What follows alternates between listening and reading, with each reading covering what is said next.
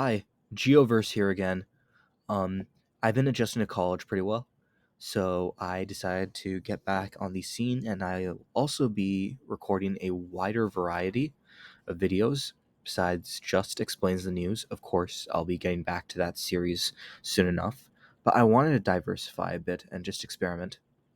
And the first video in this series of experimentation is a video that I've wanted to make for a while. It's about the US Geography Championships and the International Geography Olympiad. They are essentially the premier geography competition, as I will detail soon enough, for students in the United States and around the world. And I wanted to talk about what exactly they are, similar competitions, and the differences between them and other competitions, which might seem very similar. And so, without further ado, let's talk about what the USGC, as I will be calling the US Geography Championships, is. So, as I said before, it's the premier geography competition for students in the United States, especially after the closure of the National Geographic Bee. It is a written exam, both MCQ, multiple choice, and FRQ, free response, and what type of question you encounter depends on what level of competition you're in, and it is not a buzzer competition, which, for those of you who don't know, think of Jeopardy and think of Jeopardy. Jeopardy is a very good way to think of buzzer competitions. Some examples include Quiz Bowl and History Bowl, and so these essentially involve racing like through a pyramid of clues to figure out the answer to a question and figure it out first. Um, and so this is not that type of competition. This is just a flat out written exam. I would say some very close analogs are USABO, USNCO, USACO. So basically, the science Olympiads, um, the US and International Biology Olympiad, Chemistry Olympiad, Physics Olympiad, and so on and so forth. I think those are all really good analogs for this. This is essentially the geography version of those Olympiads. And so there's four age levels of competition for the USGC: um, elementary school, middle school, and two halves of high school. So the first half is junior varsity, which is technically meant for ninth graders, but middle schoolers and elementary schoolers are often allowed to compete in it. Varsity is the main division and is meant for 10th to 12th graders. We'll focus on the high school divisions in this presentation, as well as iGEO and IGC, because the high school divisions are the main feeders into iGEO and IGC. However, this overview also works for the other divisions, so feel free to watch if you aren't quite in the age range. And IGC is the International Geography Championships, and we'll get to that like right now.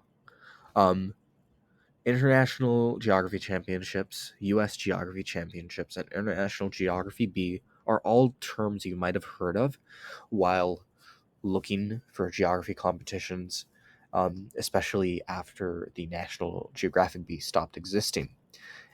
They are all run by the same company, International Academic Competitions, but there are some extremely key differences between them. And so we'll start with the International Geography Bee. It is a multi-continent buzzer contest, but with the biggest competitions and vast majority of competition base in the US, hosted by International Academic Competitions, aka IAC. Um, they have regionals and competitions in other continents. I know there's one for Europe. I know there's one for Australia. I know there's one for Asia as well. But the vast majority of competitors in this are from the United States. And this only exists at the national and international level. To compete in this in the first place, you have to score appropriately to qualify for USGC's nationals. So essentially, this only becomes relevant once you qualify for nationals of USGC. And it has four age divisions, and this is not what we're looking at today. This cannot qualify you for iGEO and is a entirely different format.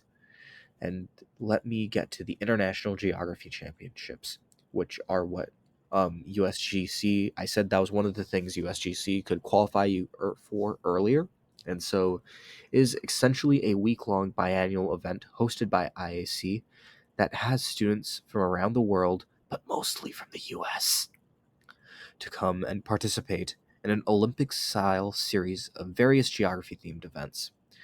And so the main events are kind of a fusion of USGC and iGEO as well as IGB. There's buzzer contests, there's written exams, and there's also a variety of other things. There is a GIS test, um, there is a research symposium, there are a ton of different Bs and exams on a whole cornucopia of geography themed topics, and junior varsity and varsity are merged for this competition. So there's just a high school division. And so costs for this, and this is a bit of an issue with all three of these competitions. Um, IAC can be stingy with money. Um, and so, unlike, say, USABO, where I believe the school is what bears the entry fee, I believe that students have to pay some sort of entry fee, like individually, in order to take the exam. There might be a mechanism similar to USABO for schools, but because this is a lot less well known and widespread than USABO, I would not be surprised if people just had to pay individually. And so this is something to definitely watch out for. Um, Regional exams you have to pay. National exams, I don't believe they provide you any sort of finance to get to nationals for USGC and IGC. And personally, I personally think it's extremely expensive for the experience and for the talent pool there. I think that it is a lot of money, and I would maybe recommend going once, probably just once. Um, but I do think it's important to keep in mind that this is a expensive endeavor. IGC particularly is extremely expensive, and so USGC is United States only. Both of what the other two competitions are meant internationally, but USGC is only for the United States. And it is a written exam contest that tests geographical and cartographic knowledge at an extremely broad scale. And this is what can qualify you for iGEO, and is what we are focusing on today. And as a quick note, um, IAC does cover some of the costs for iGEO. Um, so that's something to keep in mind when looking at these. We're obviously going to focus on USGC, but if you think you have the if you think you're more interested in IGB and maybe more interested in IGC than doing iGEO, then feel free to explore those in your own time. But we're going to be focusing on USGC here and moving forward on this channel. However, the topics we cover are often going to be helpful for these other contests as well. And so let me quickly go through this mission statement. It was found The USGC was founded in the summer of 2012 as a competition to test the geography skills of American students and foster geography education. And it rewards students who've studied geography, as a thorough knowledge of it is essential to being an educated citizen today. Um, and so that sentiment, that this statement expresses, that geography is really essential, is something that I personally agree with, which is part of why I'm saying that, like, if you can, I highly recommend participating in this. Um, and so, yeah. Um, and of course, USGC serves as the qualifier for students to make Team USA for iGEO. So the USGC is structured pretty interestingly, and so I wanted to go through this. So there's two stages, regionals and nationals. Regionals is usually an online exam. It's occasionally offered in person at History Bowl tournaments, which are also run by IAC, by the way. And so it's 50 questions. And these test basic geography. They get harder as the year progresses. The regional exams, there's three sets of them. C in the beginning of the year is the easiest, while A, which comes out around March or April, no, February or March, is usually significantly more difficult.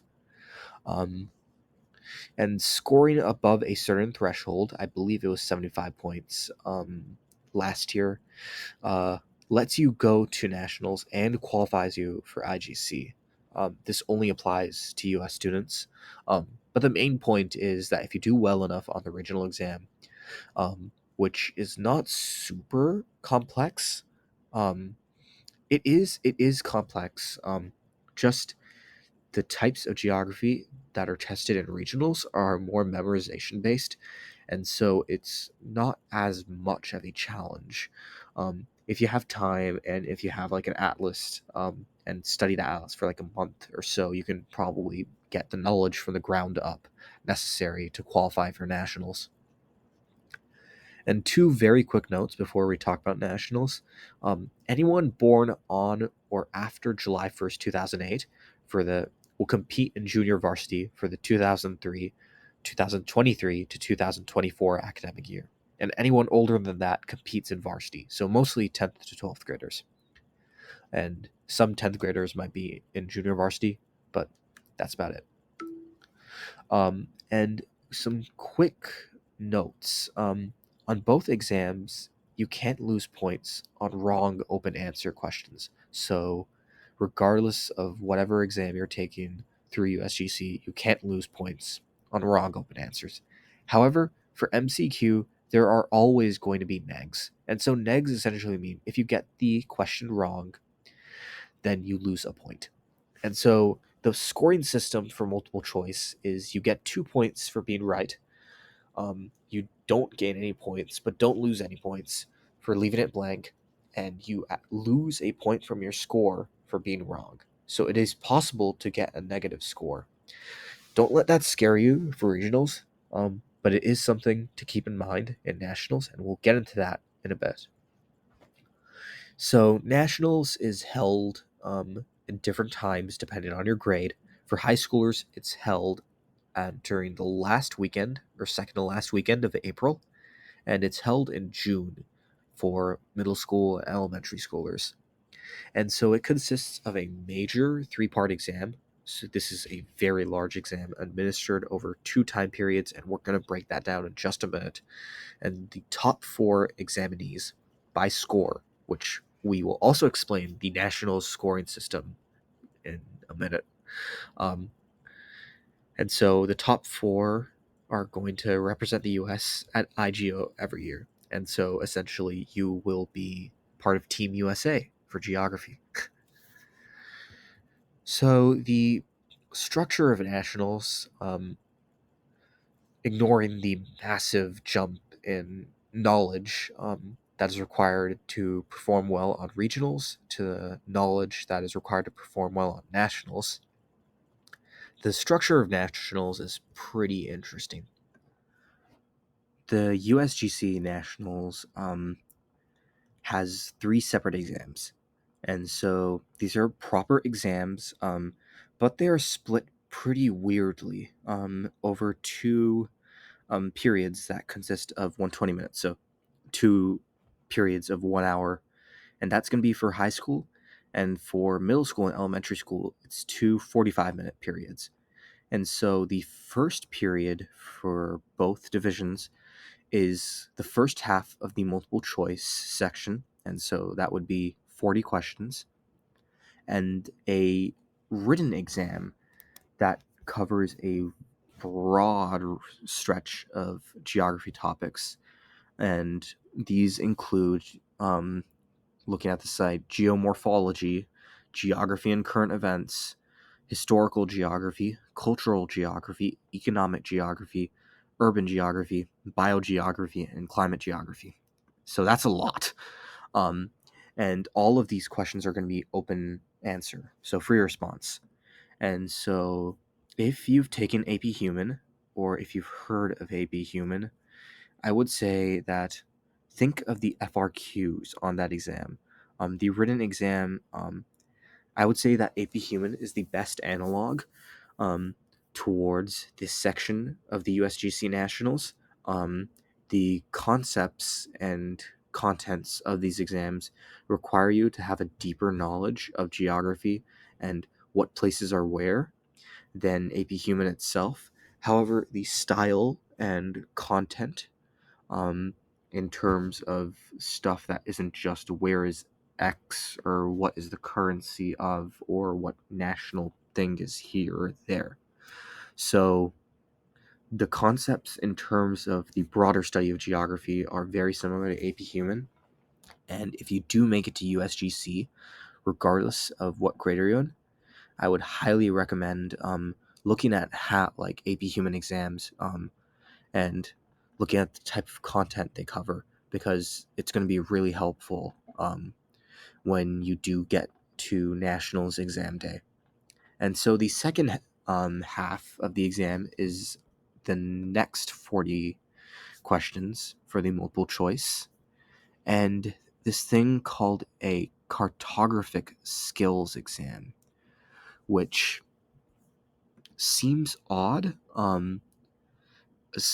Like they don't have a consistent name or consistent information about this exam, but what I've been able to garner is essentially it's going to be um, maps and cartographic reasoning, um, and so thinking about maps, thinking about representations on maps, um, and so they again recommend AP Human on the site itself for this.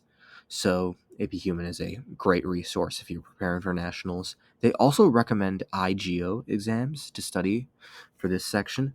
So um, it's it's a degree harder than the other two sections, and so I would be pretty careful of that.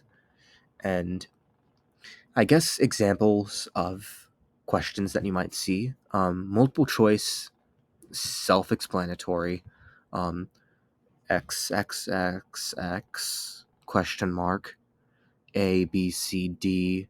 One is correct, one is not. Everything else is not. And written exam is more like short answers and like maybe a paragraph or so.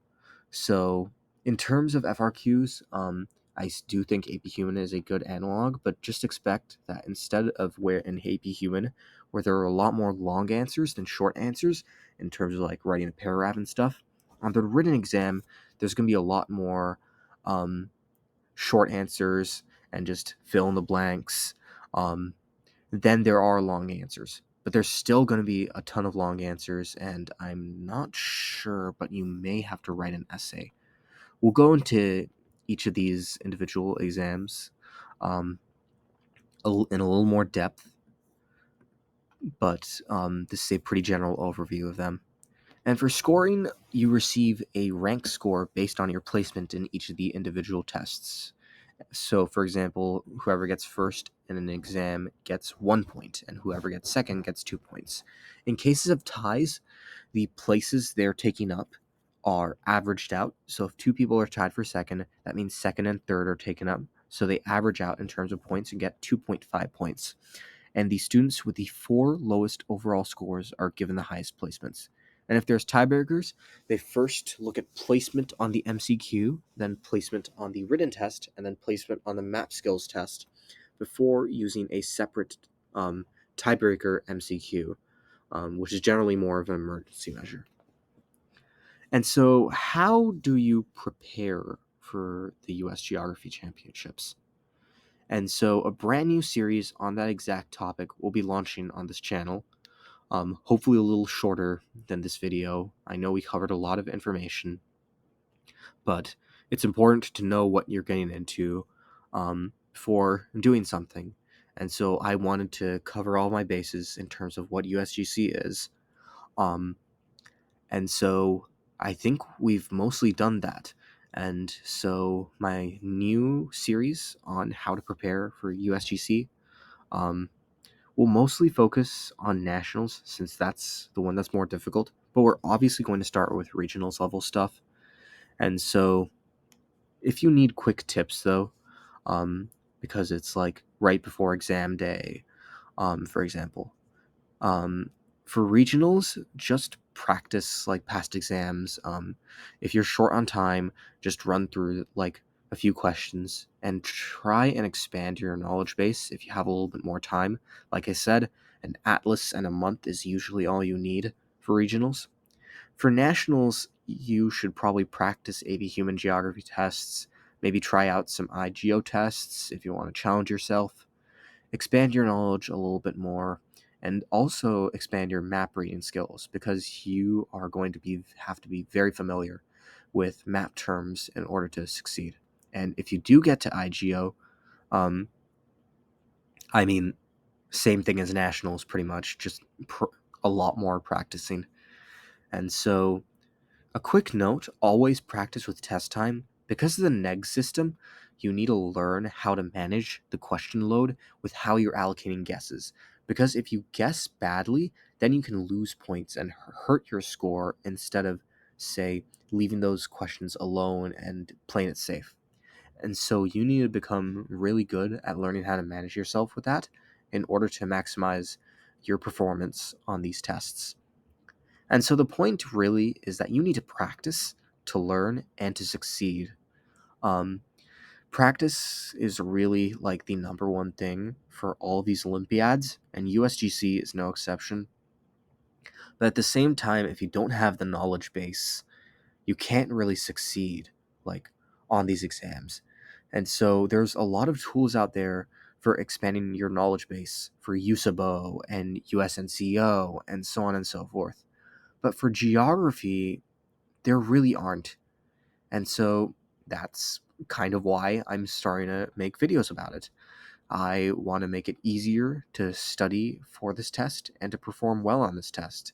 And in doing so, hopefully make it more accessible because geography as a subject, especially after the geographic bee collapsed, I think it's a subject that not enough people know about. And I hope through this and through all of my other videos, I can hopefully help more people in the world know about the world. And so that's pretty much the end of it. Thanks for watching. I'll also be posting videos more regularly, so please do look forward to that. Feel free to like and subscribe if you enjoy this content. I would really appreciate it. And thanks. See you next time.